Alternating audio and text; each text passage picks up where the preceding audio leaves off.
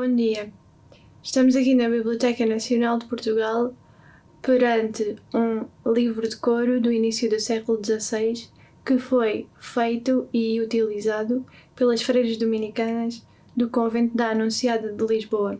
Um convento que foi fundado em 1519. Este livro era utilizado pelas freiras para guiar a performance do ofício divino no coro e é por isso mesmo designado por antifonário. É um livro que contém a música para a performance do ofício divino e contém sobretudo antífonas, entre outras partes musicais. É designado de antifonário por oposição aos livros utilizados para guiar a performance do coro durante a missa, que se designavam de graduais, mas hoje vamos falar de um antifonário. Este antifonário é um antifonário santoral, designado assim por conter as festas dos santos. Existiam também os antifonários temporais, que se designavam assim por conterem as festas do temporal, ou seja, as festas que assinalam a passagem de Jesus Cristo pela Terra e cujas festas mais importantes são naturalmente o Natal e a Páscoa. Mas aqui temos um antifonário santoral, portanto, com as festas dos santos, mas não é um antifonário santoral comum, é um antifonário santoral festivo, designado assim por conter apenas as festas mais importantes para a ordem dominicana, uma vez que este era um livro utilizado por freiras dominicanas, portanto não tem todas as festas do ano litúrgico. Mais do que isso, é ainda dividido em vários volumes. Aqui temos apenas um volume. Estes livros, como eram muito grandes e tinham que ter letra muito grande para poderem ser vistos pelos membros do coro que o liam a alguma distância, se contessem num só volume todo o ano litúrgico, tornavam-se em livros imensos, com muito volume. Então eles eram divididos em várias partes para evitar que se tornassem em livros muito grandes. Este teria vários volumes, dos quais sobreviveram apenas 3, e nós aqui vamos mostrar apenas 2. Como eu disse, estes livros eram utilizados para guiar a performance do coro no ofício divino. E o que era o ofício divino?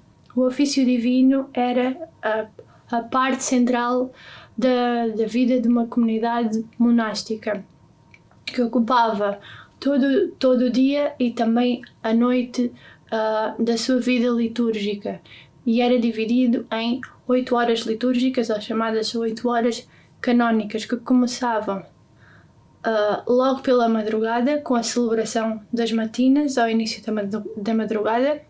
Depois, umas horas depois, havia outra celebração, as laudes, e depois começavam as chamadas pequenas horas, com a prima, a terça, a sexta, já ao meio-dia, e a nona depois do almoço.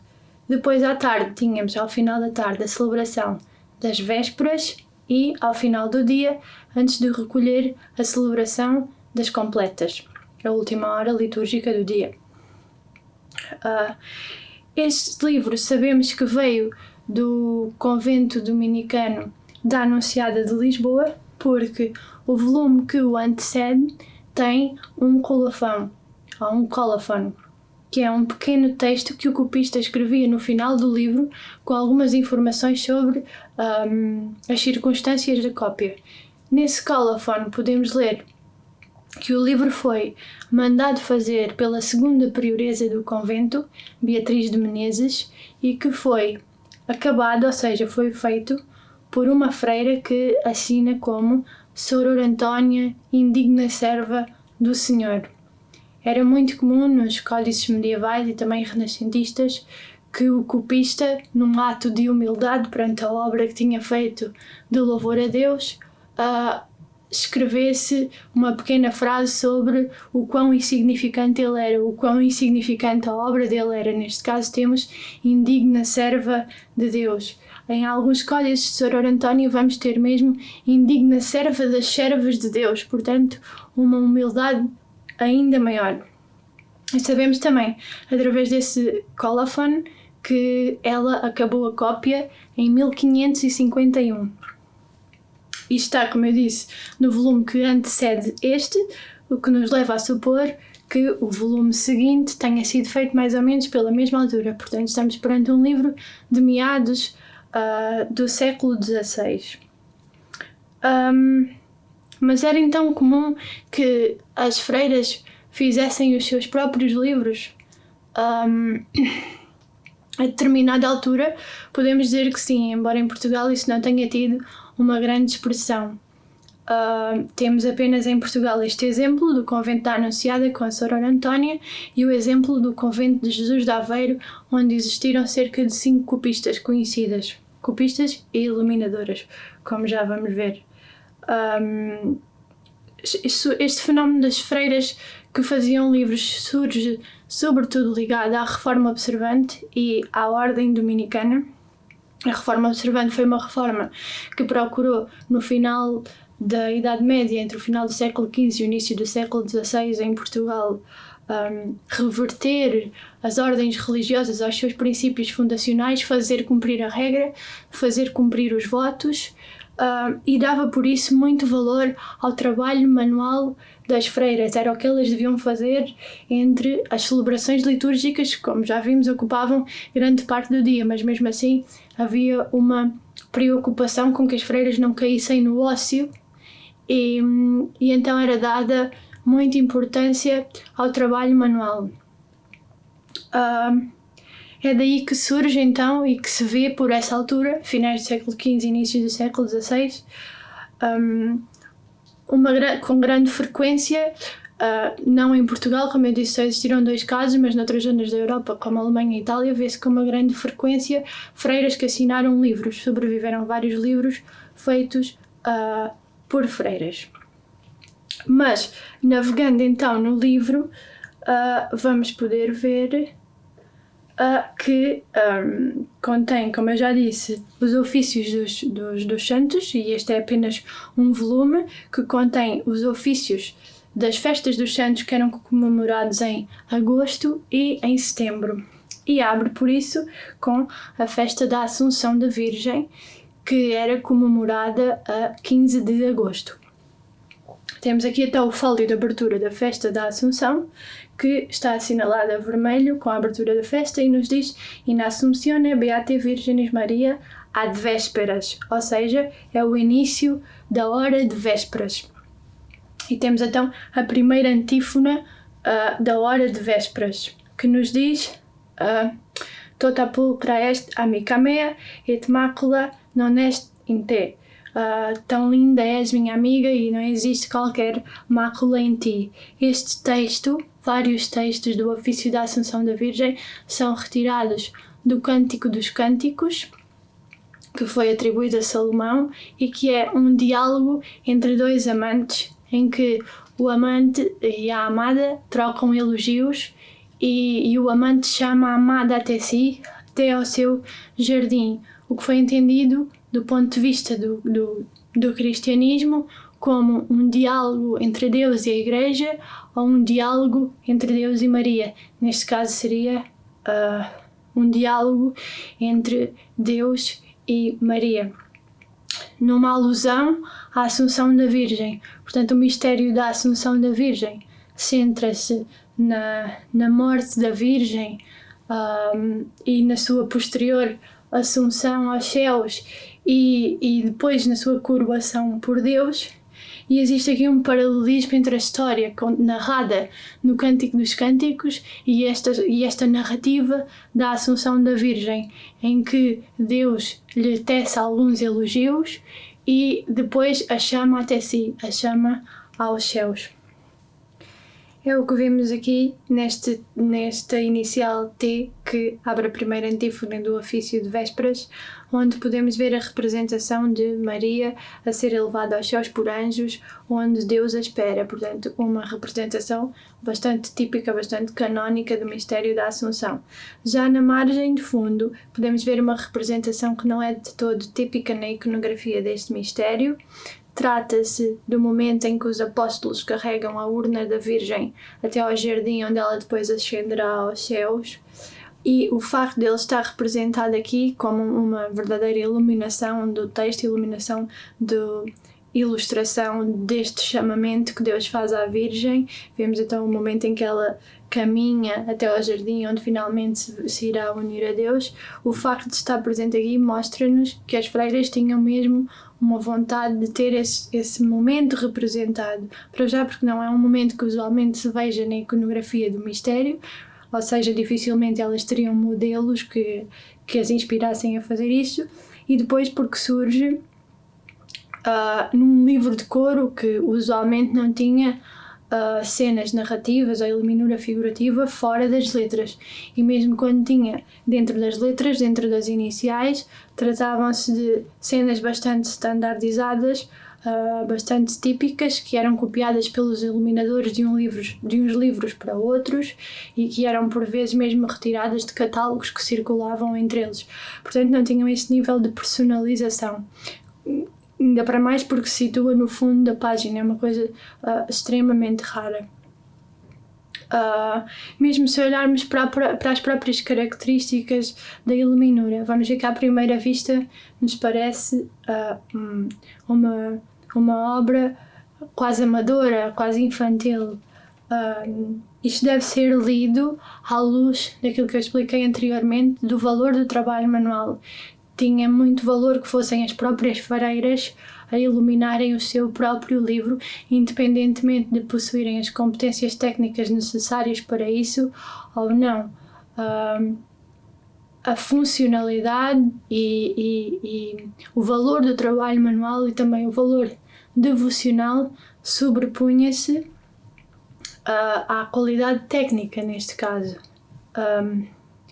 E especialmente quando estamos na celebração da Assunção da Virgem, cuja história era um paralelismo com a própria condição das freiras. As freiras eram esposas de Cristo e quando elas entravam no convento e professavam os seus votos, tornavam-se esposas de Cristo, e no momento da sua morte era o momento em que elas se uniriam então ao seu esposo.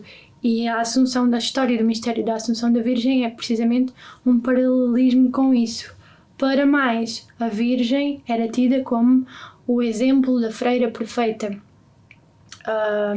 E era por isso muito venerada nas comunidades femininas, especialmente nas dominicanas, porque ela era também a protetora dos dominicanos e era, portanto, super venerada, quer em comunidades masculinas, quer em comunidades femininas, aqui com a especial conotação do exemplo da Virgem Perfeita.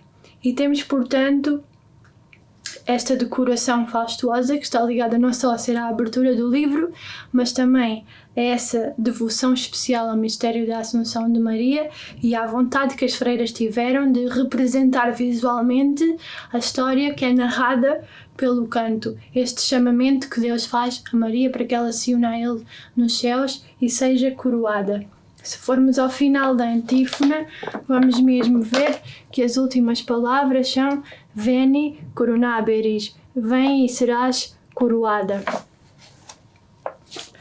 Se continuarmos a navegar pelo ofício e formos até à próxima hora litúrgica, que seria matinas,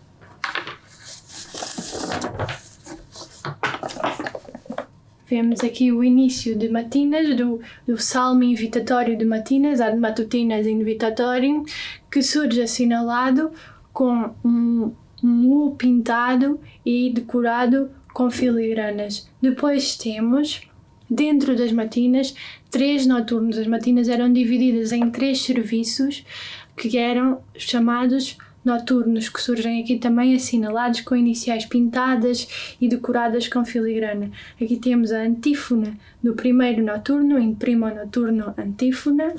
Depois temos a antífona que abre o segundo noturno, in secundo noturno antífona, onde vemos mais uma vez uma inicial que assinala devidamente um E pintado, decorado com filigrana e prolongamentos vegetalistas, onde podemos ver flores e frutos, até chegarmos finalmente ao terceiro noturno ao último noturno de matinas, intertio nocturno antífona, também devidamente assinalado com o U pintado e filigranado com os devidos prolongamentos. Este tipo de decoração era bastante típica dos livros de coro desta época e é bastante estanque e vamos vê-la em quase todos. E nesta antífona podemos ler Venem in hortum meum soror mea sponsa, um chamamento para as próprias freiras que aguardavam toda a sua vida para se unirem ao seu esposo, que era Cristo. Continuando então até à próxima hora litúrgica, que seria Laudes. Vemos ali indicado in laudibus, está abreviado porque estes livros tinham que poupar o máximo de espaço possível, então tudo o que fosse do conhecimento de quem usava comumente estes livros podia ser abreviado. Qualquer pessoa que usasse este livro e que olhasse para ali sabia o que é que aquilo significava, apesar de estar bastante abreviado.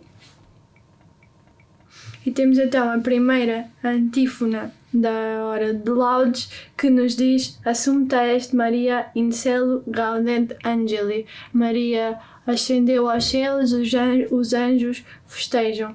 Portanto, Maria, este chamamento finalmente concretizou-se e Maria ascendeu aos céus. E é precisamente isso que vemos representado no inicial que abre a primeira palavra da antífona, o A de Assumpta, onde vemos não só uma decoração mais rica, com mais cores, com diferentes motivos a rodear a letra, mas vemos também a própria representação narrativa do que está a ser dito, do que está a ser cantado nesse momento, onde vemos a Virgem Maria então a ser elevada aos céus por anjos, e os próprios anjos que festejam também estão representados neste momento.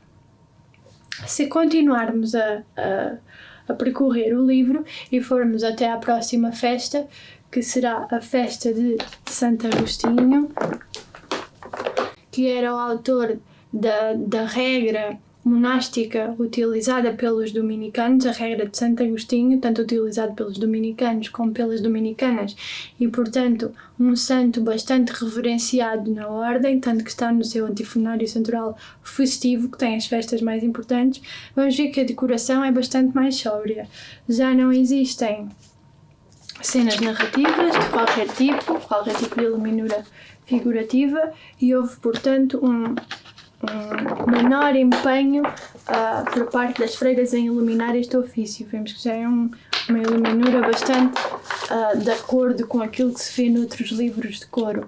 E se continuarmos para as próximas festividades dos próximos santos, vamos ver exatamente a mesma coisa, até chegarmos à próxima festa mariana, que seria a festa da Natividade da Virgem.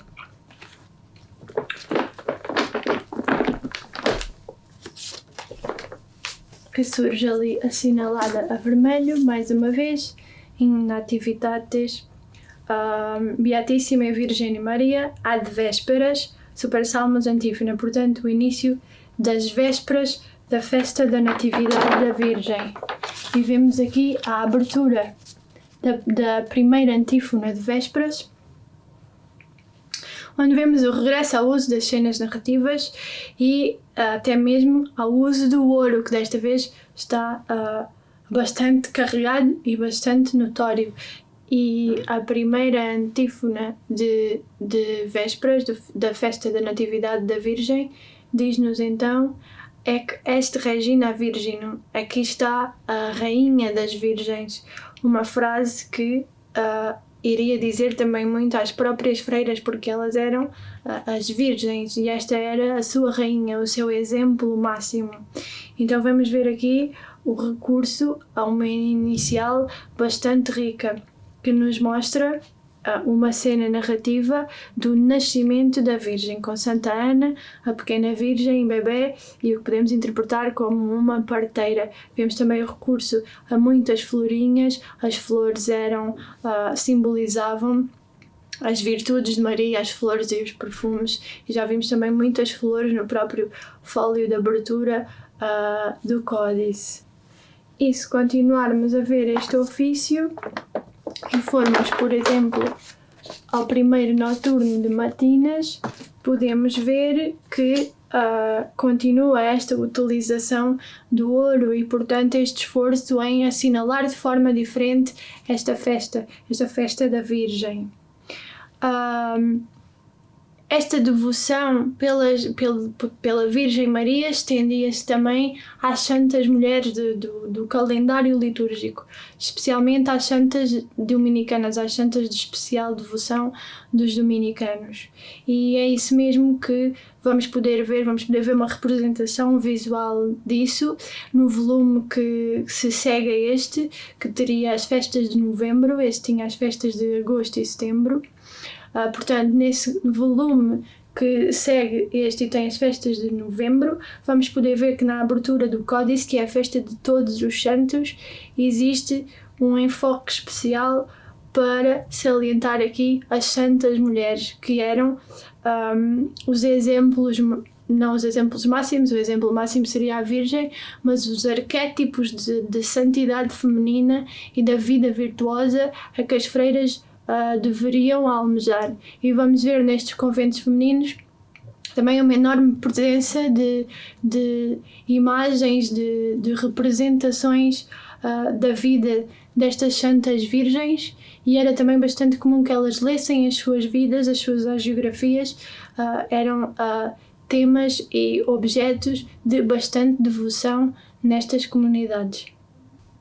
Estamos aqui então perante o volume que segue o volume que estávamos a ver anteriormente e que tem, portanto, as festas de novembro, dos santos comemorados no mês de novembro. E começa por isso com o dia 1 de novembro, com a celebração da festa de todos os santos, in festivitate omni santorum ad vésperas. Portanto, temos a primeira hora, as vésperas da festa de todos os santos, que tem na sua abertura uma inicial também muito rica, também com um grande recurso ao ouro, que nos mostra a Virgem Maria rodeada de então todos os santos, que se atentarmos são na sua grande maioria santos homens. Contudo, a iluminadora ou a comunidade, tendo-a instruído para tal, sentiram a necessidade de dar um ênfase especial às santas mulheres no dia de todos os santos.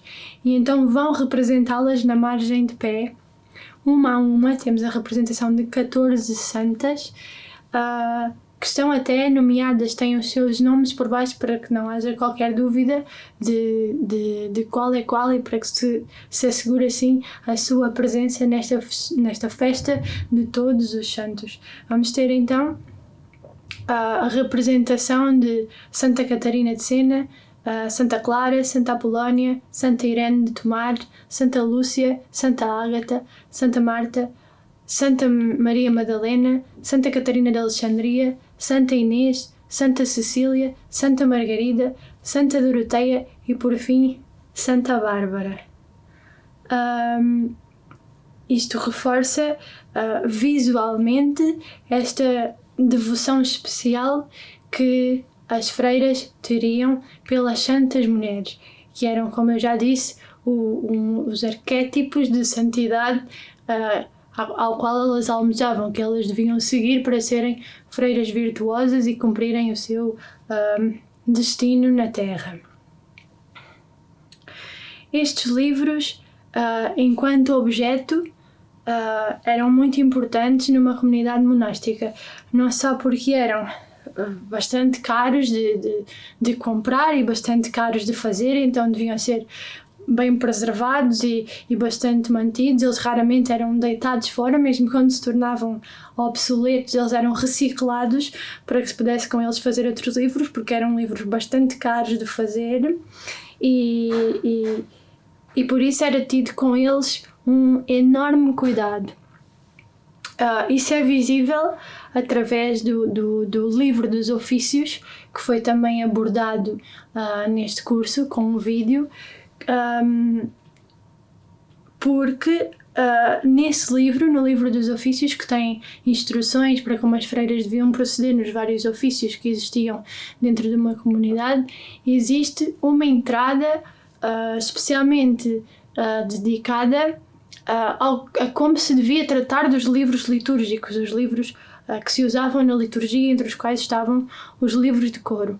Então vamos ter uma entrada específica para a cantora e para os livros, para o ofício, para os livros de coro. A cantora era a freira que estava responsável pela celebração do ofício divino. Ela tinha a função não só de cuidar dos livros, mas também de organizar o ofício, de ensinar as restantes freiras a cantar o ofício, de preparar o calendário para que soubesse que festividades eram celebradas em cada momento, etc. E o livro dos ofícios diz-nos que ela tinha a função de cuidar dos livros, não só repará-los na sua encadernação, na cosura, etc., sempre que necessitavam, como também de mantê-los atualizados quanto ao seu conteúdo, de acordo com a liturgia da ordem.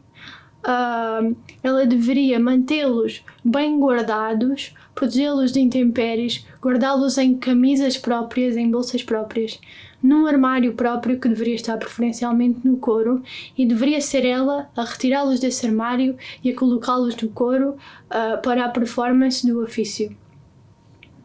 Para que se perceba bem a importância destes livros, convém frisar uma parte que surge nessa entrada do livro dos ofícios, onde diz mesmo que a cantora, a responsável pelo coro, devia denunciar todas aquelas que maltratassem os livros. Portanto, os livros eram quase como uma entidade dentro do convento. E eles tinham também a sua própria importância como objeto sagrado, porque continham os cantos para a celebração do ofício, das festas dos santos ou das festas do tempo, que eram os momentos que personalizavam toda a devoção da religião cristã, e portanto eram objetos de culto. E pronto, por hoje é tudo sobre os livros de coro. Até à próxima.